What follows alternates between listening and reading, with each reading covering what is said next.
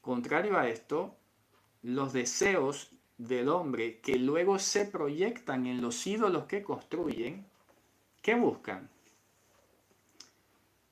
Eso, lo contrario. Buscan satisfacer lo que a ellos les complace. Repito, el complacer, el placer humano está conectado al principio de la retribución. Hago, recibo. Entonces el hombre comienza, ojo que lo que voy a decir, el principio de la idolatría va conectado justamente al querer buscar la propia complacencia en lugar del deber ser. Porque básicamente es ahí donde podemos entender la colisión que hay, la oposición que hay entre el Ruach HaKodesh y la carne. Porque lo dice en Gálatas, ¿no? Dice, porque el deseo de la carne es contra el deseo del Ruach HaKodesh. El deseo del Ruach HaKodesh es el deber ser. Y ya está. En cambio, el deseo de la carne es lo que ella quiere. Aunque, repito, muchas veces ese no sea el deber ser. De hecho, me atrevería a decir que nunca es el deber ser. Lo que la carne quiere, lo que le gusta, normalmente no es el estado ideal de las cosas. Entonces, claro, viene la carnalidad en esta dirección y viene el Ruach HaKodesh en esta dirección y choca. ¿Y por qué hay ese choque? Para que no hagas lo que quieras. O sea, ¿quién gana ahí? Tiene que ganar el Ruach HaKodesh. Entonces, todo el tiempo que tú estés tratando de buscar el acomodo al deseo de la carne y tratar de compaginarlo con el Ruach HaKodesh, es que vas a estar metido en líos y en unos nudos innecesarios, pero a veces también muy cansones. En unos líos y unas situaciones de atrancamiento porque, claro, tú quieres sentir, quieres vivir, quieres experimentar carnalmente algo, emociones y cosas, y resulta que el deber ser, dices que aquí no interesa si te gusta o no te gusta, es que esto es lo que hay que hacer. Y ya está. Y eso con el tiempo, si tú ejercitas al cerebro a que haga la voluntad de Dios, porque es lo correcto, porque es lo que tiene que ser, entonces poco a poco la carne va disminuyendo, se va enflaqueciendo. Es ahí donde dice la escritura que los que tienen los sentidos ejercitados en el discernimiento del bien y el mal. ¿Por qué? Porque todos estamos acostumbrados a la retribución. Yo hago, recibo a cambio. Pero con que quitemos, como decía esta mañana, la inmediatez de la retribución, ya vamos haciendo mucho. Pero entonces, ¿qué pasa? Esta mañana, a propósito de la Parashá Ki Tavo, cuando la estudiaba acá con mi esposa, salió una cosa muy interesante. A ver, miren lo que salió a flote, que es, como bien lo dijo mi esposa, le puso el nombre, la neoidolatría. Ojo, la neoidolatría que hoy se está viendo muchísimo más todavía. La neoidolatría. La Torá normalmente, y en esta sección de Ki Tavo, menciona, dice, Pesel umasejá lo ta'aseleja. El pesel es la escultura. Pesel es la escultura y la masejá es la fundición. Y me quedé pensando por un momento, ¿no? Vaya, qué interesante. Hay dos tipos de producción de idolatría. La escultura, el pesel, y la masejá, la fundición. Y rápidamente me lleva el Ruach HaKodesh, ¿no? Me guían los pensamientos y reflexiono y digo, claro, la escultura consiste en quitar a la verdad. ¿Por qué? Porque a ti te entregan el bloque de piedra o el bloque de madera. ¿Y qué haces cuando haces una escultura? La vas tallando y vas quitando para que quede lo que tú quieres. ¿Ok? Ese es un pesel. Mucha gente está haciendo eso hoy con la escritura. La escritura es el bloque de piedra o de madera Y claro, como se quieren hacer un Dios personalizado, su propio Dios, su propia versión, su propia imagen del Dios de Abraham, de Isaac y de Jacob. Entonces cogen el cincel y se ponen a tallar. Y con la misma escritura construyen un Dios paralelo. Una imagen distorsionada de Dios. ¿Sabes cómo le llamó Hashem al Pesel y a la Masejá? Le llamó Toevá. ¿Se acuerdan que hace poco hablábamos de la Toevá, no?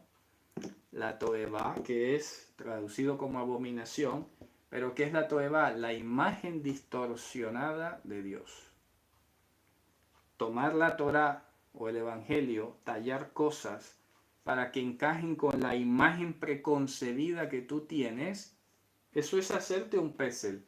No es solamente el que tiene la estatua ahí de un elefante, de un Buda, de una diosa, que vamos, ese ya está complicado, descaradamente, evidentemente complicado, pero no menos complicado está el que se está tallando su propia imagen, ojo, su propio pesel, como quitándole a la verdad.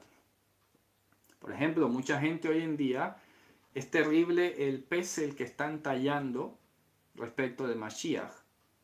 ¿Por qué? Porque el evangelio parece que no es suficiente para esta gente y comienzan a cortarle a la verdad. Que si fue humano, que es que tenía que ser hijo de David, que es que tal vez María no era virgen, que es que de pronto tal vez si era un hombre común y corriente, el rabino tal, el rabino Jesús. A ver, un poco más de respeto con el Creador. Eso es un pesel de Jesús. Ojo, un pesel de Jesús. Estás tallando el Evangelio para que te quede un Jesús, como se dice en inglés, acostumizado. ¿Cómo se dice? Personalizado. Es que me toca decir la palabra. Un Jesús personalizado, pero si luego tú te imaginas o ves, ¿para qué quieres un Jesús personalizado? Es para agradar al judaísmo, pero más que querer agradar al judaísmo, en últimas, es para querer hacer lo que te da la gana. ¿Sabes? Como ha pasado recientemente con un famoso predicador de México, que esta mañana también lo estuvimos conversando. Este señor se ha atrevido a decir que los 4 evangelios son parte del Antiguo Testamento solo porque sabe en el fondo que Yehoshua en ningún momento habló de abolir la Torá y los mandamientos o los profetas. Pero como él tiene su imagen preconcebida, aquí, tiene el ídolo aquí en la cabeza, quita el evangelio, lo manda para otra parte, para que esa palabra no le perturbe a él, ni a los que quiere engrupir. Y entonces está quitándole a la verdad. Dice, no, eso es para los judíos. Ah, esta verdad no me gusta, pues mira, la quito. Esta hoja no me gusta, la arranco, la tuerzo, lo que sea, y me hago un pesel. Así que cuidado con la nueva idolatría, porque la nueva idolatría no es estar solo con otro Dios. No es tener la estatua de un santo católico o la estatua de un Dios extranjero. Están haciendo pesel con la misma escritura. Y un pesel de Dios. Ojo, que alguna vez lo he dicho, Cuando los israelitas hicieron el becerro, ellos no dijeron vamos a adorar a Ra o a Atón, o vamos a adorar a, no sé, a Serapi o a Hapi. Dijeron vamos a adorar a Hashem. Y se hicieron, ojo, en este caso, una masejá. Ellos no tallaron ni siquiera un pesel. Ellos fueron a la masejá. ¿Qué es la masejá? La fundición. La fundición, como bien lo dice su nombre, normalmente es una fusión de metales. Fusión o mezcla de metales. Entonces aquí, casi contrario a quitar a la verdad, aquí sería agregar a la verdad. ¿Ok? agregar a la verdad o mezclar con la mentira, que es lo mismo. Mezclar con la mentira. Eso también está pasando hoy. Es la neoidolatría, repito, y no es con dioses extranjeros, es a título del Dios verdadero. Entonces hoy hay Pesel de Yehoshua y hay Masejá de Yehoshua. ¿De acuerdo? ¿Por qué? Porque hoy en día muchos, inclusive en el mundo de Torah, de mesiánico, raíces hebreas y tal, pues le quieren mezclar a la figura del Evangelio, descrita en el Evangelio, al bloque que está en el Evangelio, quieren mezclarle elementos judíos, rabínicos, que además ni siquiera son contemporáneos, para agradar a quién, agradarse a sí mismos. Porque ¿qué es lo que busca entonces un Pesel o una Masejá? ¿Qué es lo que busca la gente de esos dioses? Que le favorezcan sus caprichos, que le favorezcan sus deseos, porque es lo que quieren, ¿no? Yo tengo este Dios, le pido a este Dios me va a cumplir mi deseo. Pues está clarísimo entonces que Hashem va a ir en contra de la dirección de lo que es un Pesel y una Masejá, porque Él no está aquí para cumplir los caprichos personales de nosotros y mucho menos los carnales. Él está dispuesto para cumplir lo que Él ha prometido, no nuestras expectativas ni nuestros deseos, repito, carnales. Porque, ya lo ha dicho, si alguna petición tenemos delante de Él, la tenemos porque conforme a su voluntad Él nos oye. Solo nos oye cuando es conforme a su voluntad. Y ya hemos hablado mucho de la voluntad de Dios. Casi que clarísimo en la carta a los Efesios, ¿no? Dijimos que tenía que ver con la santificación y luego pues precisamente con desechar toda maldad, toda malicia. Entonces, efectivamente el libro Apocalipsis dice que cuidado con los que quitan o le agregan a la palabra. Pero la gente a veces es un poco infantil, ¿no? Entonces, que estás poniendo una palabra de más en la Biblia. Eso no es, eso es lo de menos. Eso es lo de menos.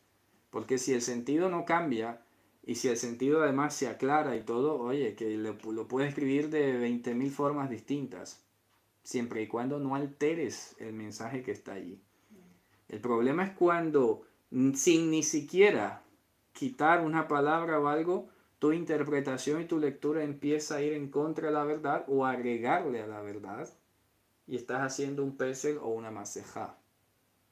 ¿Para qué? Para que encaje con tu perfil y estás haciendo un Dios a tu medida. Y eso hasta lo dijo el propio Nietzsche, el tan odiado Nietzsche, pero lo alcanzó a decir.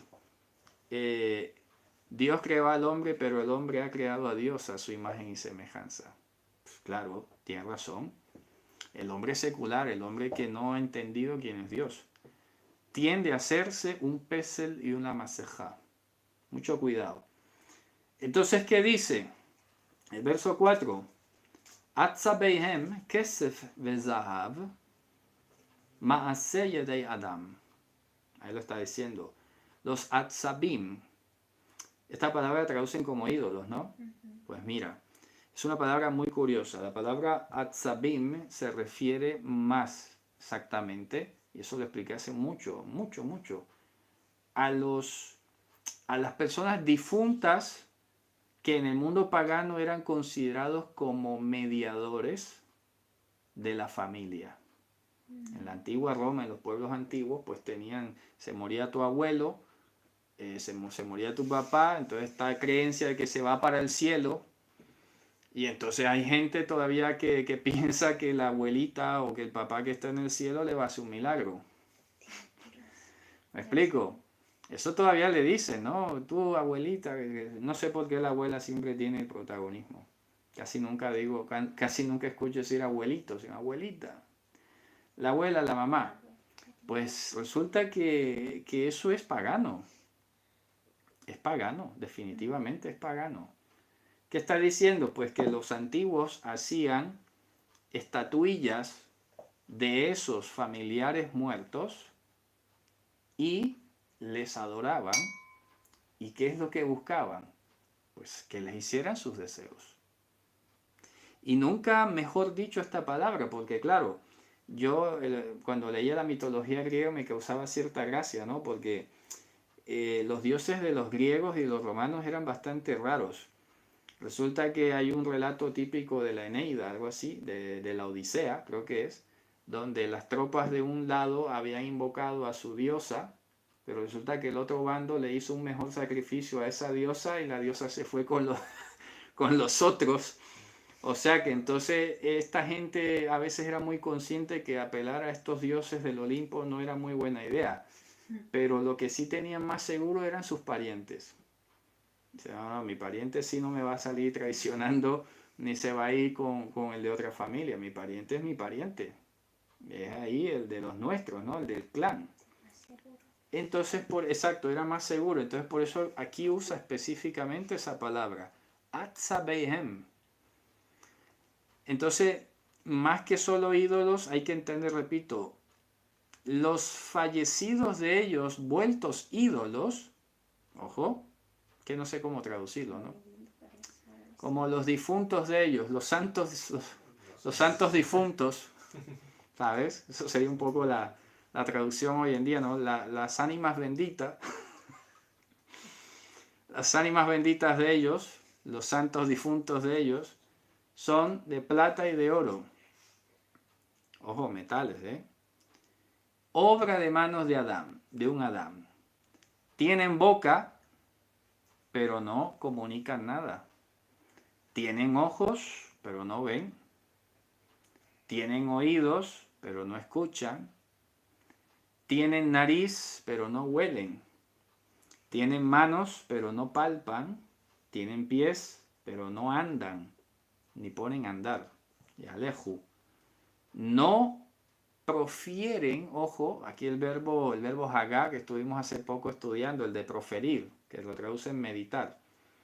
Lo yehegubi gronam, no profieren sonido, no ronronean, ¿se acuerdan que expliqué en el Salmo 1? No ronronean con sus gargantas, no emiten ningún tipo de señal que responda a algo. Y sin embargo, la gente los hace. ¿Por qué? Porque la idolatría sale del corazón del hombre. Es una proyección. Es como cuando proyectas hacia alguien lo que tú quieres y claro, como no lo logras tú, de alguna manera buscas cómo sacarlo de ti, lo pones por fuera y proyectas todo eso hacia allá. Y ahí mantienes. Entonces, es muy curioso el mecanismo, ¿no? Porque si algo no se da, entonces ya no te sientes tú tan culpable de decir, bueno, es que yo soy un incapaz o me equivoqué, sino decir, mi Dios no quiso. ¿Sabes? Es como proyectar y sacarte un poco las culpas de encima o la frustración. Es decir, bueno, no es que yo no pude, es que este Dios no quiso. Pero es pura proyección del inconsciente humano. Entonces, ¿qué está diciendo el verso 8? Como ellos serán los que los hacen. Claro, como ellos serán o son.